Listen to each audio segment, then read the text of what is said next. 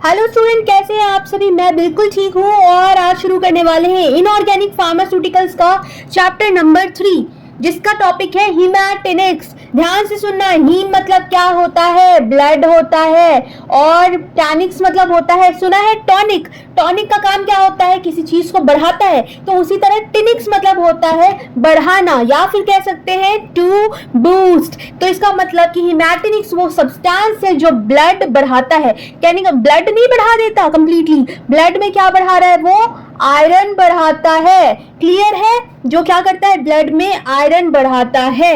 और ये जो एजेंट है, हीमैटिनिक्स एक एजेंट है जिसकी जरूरत होती है ब्लड और मतलब उसका formation of blood and rare uses for treatment of anaemia. मतलब अगर फॉर्मेशन ऑफ ब्लड होता रहेगा तो अनीमिया का ये ट्रीटमेंट करेगा। अब आप में से कई सारों के दिमाग में ये क्वेश्चन होगा कि अनीमिया क्या होता है। सिंपल सी बात है, जब ब्लड में आयरन की कमी हो जाए तो हम कहते हैं अनीमिया हो गया। और अनीमिया भी डिफरेंट टाइप्स के होते हैं, इस पे हम डिस्कस करेंगे। ठीक है, तो हम क्या सबसे पहले इंपॉर्टेंट चीज है ये जानो कि ह्यूमन बॉडी में कितनी ब्लड होते हैं। तो ह्यूमन बॉडी में 5 लीटर ब्लड होता है। अब हीमैटिनिक्स लेने पे ये क्या 15 लीटर नहीं हो जाएगा? आप इस गलतफहमी में मत लेना कि हम हीमैटिनिक्स बहुत सारा ले लें तो आपका ब्लड जो है 15 बन जाए 5 लीटर की जगह। ऐसा नहीं होता। ये क्या करता है हीमैटिनिक्स? हमारे ब्लड के कॉन्सेंट्रेशन को गुड करता है और आयरन की कमी को पूरा करता है। ठीक है, तो आरबीसी जो हमारा रेड ब्लड सेल है, ध्यान से सुनना, इसकी जो लाइफ स्पैन होती है वो कितने दिन की होती है? 120 दिन। सेल है रेड ब्लड सेल, और पता ही है कि सेल जनरेशन होता है और डीजनरेशन भी होता है, मतलब सेल बनता है और मरता भी है। तो आरबीसी क्या होता है? रेड ब्लड सेल होता है, और इसकी भी लाइफ साइकिल है भाई, ये भी 120 दिन जीता है। ठीक है, 120 दिन की जीने के बाद अब ये तो आरबीसी हो गया डिग्रेड। अब क्या होता है? तो यही आरबीसी हमारे स्प्लीन में चला जाता है। स्प्लीन, ये मरा हुआ मतलब डेड जो रेड ब्लड सेल है वो स्प्लीन में जा करके क्या हो जाता है? इकट्ठा हो जाता है। ठीक है, चलिए, तो फिर अब स्प्लीन को पता है क्या कहा जाता है? स्प्लीन को कहा जाता है आरबीसी का कब्रिस्तान। जी हाँ, बिल्कुल, इस चीज को ध्यान रखिएगा क्योंकि सारे मरे हुए आरबीसी यहाँ पे जाके स्टोर हो रहे हैं। ठीक है, तो अब हम पढ़ेंगे हीमैटिनिक्स के क्या क्या कंपाउंड्स हैं और उसके बारे में डिस्क्रिप्शन जानेंगे। चलिए आगे बढ़ते हैं, और वीडियो को फटाफट लाइक दे देना और वीडियो एंड तक देखना। स्टूडेंट्स, अगर हीमैटिनिक्स हमें लेना है, बेवजह तो नहीं लेंगे, कुछ तो रीजन होगा ना। आखिर जरूरत क्यों पड़ गई हीमैटिनिक्स लेने की, वो भी जानना बहुत जरूरी है। तो पहले हम देख लेते हैं इसको, तब आगे बढ़ते हैं। तो पहले हीमैटिनिक्स तब ले रहे हैं जब हमें ब्लड लॉस हो रहा है हमारी बॉडी में। सिंपल सी बात है। तो इसमें है impaired red cell formation due to, मतलब डिस्टर्ब्ड रेड सेल फॉर्मेशन कब होते हैं? जब डेफिशिएंसी हो जाती है। डेफिशिएंसी हो जाती है किस चीज की? डेफिशिएंसी ऑफ आयरन, विटामिन, कौन सा विटामिन? B12। ठीक है, फॉलिक एसिड।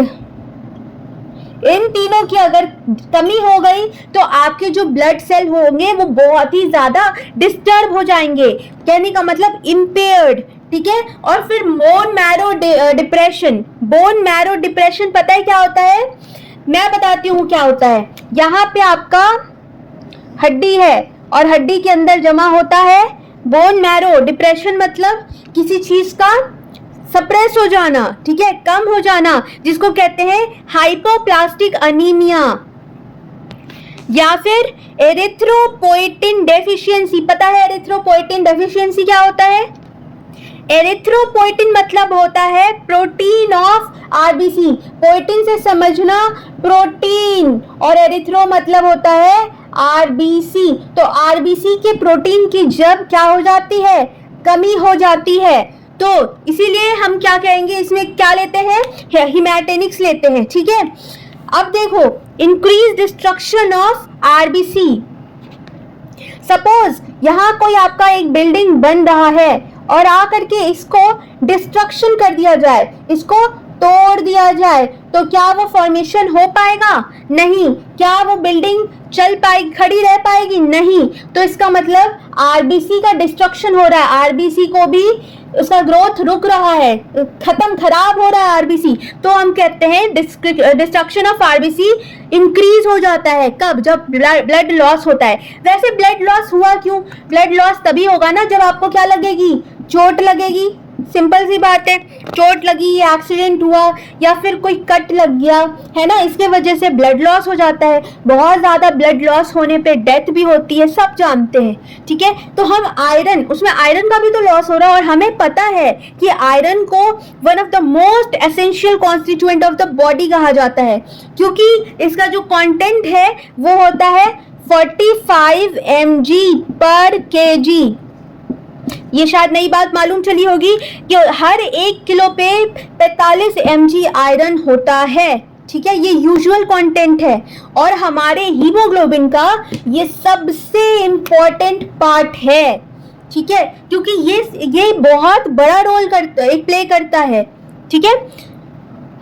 अगर नेचुरल वे से आपको आयरन चाहिए तो आपको खाना, अपने फूड सोर्स पे ध्यान देना होगा। सोर्स क्या क्या हो सकते हैं, कभी सोचा है? तो आपने देखा होगा कि मीट का जो लिवर होता है उसमें बहुत बेहतरीन मात्रा में आयरन पाया जाता है, तभी उसका कलर थोड़ा सा डार्किश होता है, ठीक है। लिवर से आप प्राप्त कर सकते हो, मीट से मिल सकता है आपको, ठीक है, एग के योक से मिल सकता है। और बताइए और क्या क्या हो सकता है? ग्रीन लीफी वेजिटेबल्स हो सकते हैं, ग्रीन लीफी वेज हो सकता है, बिल्कुल हो सकता है। होल ग्रेन साबुत अनाज जिसको कहा जाता है, ठीक है, वहां से आपको आयरन मिल सकता है। और इनरिच्ड ब्रेड एंड सीरियल्स, ठीक है, आप सीरियल से भी इसको कंज्यूम कर सकते हो, ठीक है। तो आपको अपने डाइटरी में बहुत इंपॉर्टेंट है कि आयरन को आप शामिल करें, उससे आपका जो ब्लड है वो काफी ज्यादा कॉन्सेंट्रेटेड हो जाएगा आयरन से, विच इज वेरी गुड। मैंने आप लोगों को एक बेसिक इंट्रो दे दिया था ब्लड लॉस और अनीमिया से रिलेटेड। अब हम पढ़ेंगे हीमैटिनिक्स का पहला टॉपिक जो है फेरस सल्फेट। देखो, फेरस सल्फेट एक हीमैटिनिक्स होता है जिसका केमिकल फॉर्मूला होता है FeSO4.7H2O, ठीक है। और इसका अगर मॉलिक्यूलर वेट पूछोगे ना तो वो होता है 278। क्लियर है? ठीक है। सिनोनिम इसको हम आयरन विट्रोल भी कह सकते हैं, लिख लेना नोटबुक में, आयरन विट्रोल। ओके, ठीक है। तो हम क्या करते हैं, फेरस सल्फेट को देखते हैं, इसमें 97% से ज्यादा, मतलब एक काम करते हैं, इसको हम फॉर्मूला की तरफ से समझते हैं। तो इसको सबसे पहले क्या किया जाता है, फेरस सल्फेट को आयरन, ठीक है, उसमें डाइल्यूट करवा करके हम एक फॉर्मूला बनाएंगे। देखो, सबसे पहले Fe हो गया आपका, ठीक है, प्लस उसमें ऐड करेंगे हम H2SO4। आयरन में हमने ऐड कर दिया H2SO4 और फिर ये बन गया आपका FeSO4, ठीक है, प्लस H2 बाहर आ गया। Iron plus sulphuric acid FeSO4 बाहर आ गया, H2 क्या बन गया, फेरस सल्फेट, ठीक है। तो यहाँ पे a slight excess of iron should be used and the reaction should be allowed to continue until hydrogen ceases to be evolved. Heat may be necessary to complete the reaction. यहाँ पे heat हम देते हैं, ठीक है। और उसके बाद आगे बढ़ते हैं। फेरस सल्फेट मिलता कैसे है? ये मिलता है ट्रांसपेरेंट फॉर्म में, ठीक है। ये जो फेरस सल्फेट है वो हमको मिलता है ट्रांसपेरेंट, हल्का सा आपको ग्रीन का मिस्ली, ग्रीन क्रिस्टल जैसा भी मिलेगा, ठीक है, ग्रीन क्रिस्टल ऑफ हेप्टाहाइड्रेट। इसको हेप्टाहाइड्रेट क्यों बोला है? देखो, FeSO4 प्लस 7H2O, यहाँ पे 7 को हेप्टा कहते हैं, हाइड्रेट। तो ये क्या होता है, ओडरलेस होता है, इसमें किसी भी तरह का ओडर मतलब स्मेल नहीं होता, स्मेल नहीं होता है इसके अंदर। और इसमें एस्ट्रिंजेंट टेस्ट होता है, थोड़ा सा कड़वा जैसा, ठीक है। और ये वाटर में एकदम आराम से सॉल्यूबल हो जाता है। क्या कहेंगे इसको? फ्रीली सॉल्यूबल इन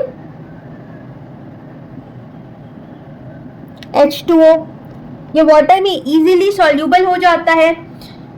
ठीक है, तो फेरस सल्फेट को हम रखते कैसे हैं, तो इसको क्लोज कंटेनर में रखेंगे। आगे जितना भी पढ़ेंगे सबको हम टाइट ही कंटेनर में रखेंगे, बाहर में बहुत सारी मतलब ये इफेक्ट कर सकता है। ठीक है, तो अब देखो, कभी कुछ आयरन को बाहर रखा है, देखोगे उस पर जंग लग जाएगा कई बार, अगर हल्का भी पानी लगा वो बाहर है, ऑक्सीडाइज हो जाता है। ठीक है, सेम यही चीज हो रही है इसमें कि अगर आप फेरस सल्फेट को बाहर रखते हो, कंटेनर से बाहर रख दिया, टाइट कंटेनर से, तो उसके बाद आप देखोगे जब वो ऑक्सीजन के जाएगा एक्सपोजर में, या फिर मॉइस्ट एयर, मॉइस्ट मतलब हल्का वाटर लिए हुए, अगर थोड़ा एयर आएगा तो इजीली वो क्या होगा, ऑक्सीडाइज, और ऑक्सीडाइज होने की वजह से जो फेरस सल्फेट है ना वो ऊपर से ब्राउन ब्राउन कलर का हो जाएगा।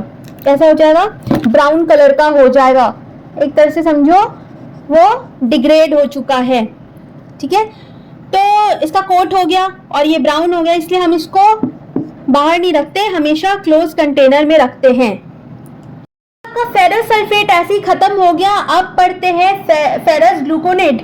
एग्जाम पॉइंट ऑफ व्यू से बता रही हूँ, इसलिए शॉर्ट में बेसिक समझा रही हूँ, और आप इसके जो भी केमिकल फॉर्मूलाज वगैरह अच्छे से याद कर लेना, मॉलिक्यूलर वेट, ठीक है, ये सब याद एकदम दिमाग में रखना। और यूज क्या है, तो फेरस सल्फेट किस चीज का था, वो हिमैटिनिक्स होता है। अब फेरस ग्लूकोनेट पे आते हैं, ये भी हिमैटिनिक्स होता है, और इसका फॉर्मूला देखो C12H22 FeO14.2H2O, इसका केमिकल फॉर्मूला है। और पता है इसका मॉलिक्यूलर वेट कितना होता है, मॉलिक्यूलर वेट होता है इसका 482.17।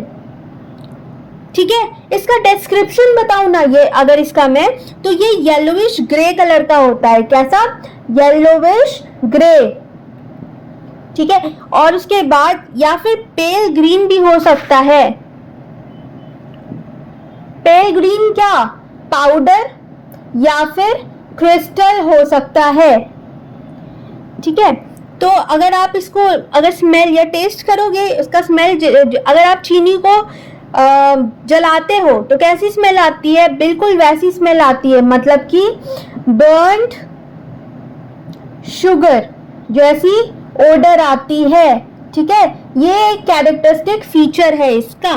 देखो, अगर स्टोरेज की बात की जाए तो इसको भी हम टाइट कंटेनर में ही रखेंगे। इसका ऐसे बुक से पढ़ना, ठीक है, बहुत ज़्यादा ऐसा कुछ नहीं है, आराम से हो जाएगा ऐसे इसका। और स्टोरेज की बात की जाए तो इसको भी हम रखेंगे ताकि ये मॉइस्चर से दूर रहे। इसका यूज़ क्या होता है, यूज़ ध्यान में रखना, सिंपल से लिख सकते हो। फेरस ग्लूकोनेट है, इसका molecular formula, molecular weight, chemical formula, इसका डिस्क्रिप्शन लिख देना, कैरेक्टरिस्टिक फीचर्स। ठीक है, ऐसे आप चाहो तो लिख सकते हो। और स्टोरेज, यूज़ और फॉर्मुलेशन ज़रूर लिखना। स्टोरेज क्या, कंटेनर को टाइट, मतलब टाइट कंटेनर में रखना है। यूज़ क्या है, हम इसको करते हैं ट्रीटमेंट या फिर प्रिवेंशन।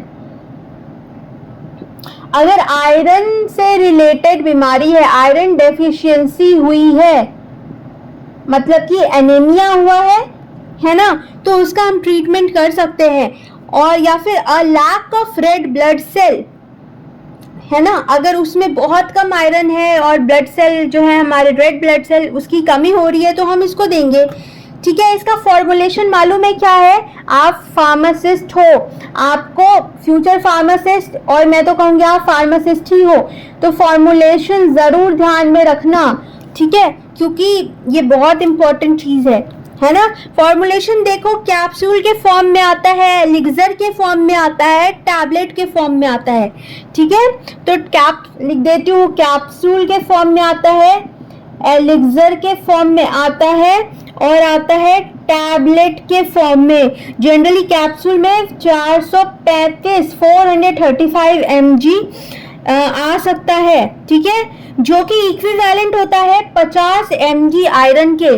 कितना, इक्विवेलेंट टू 50 mg आयरन।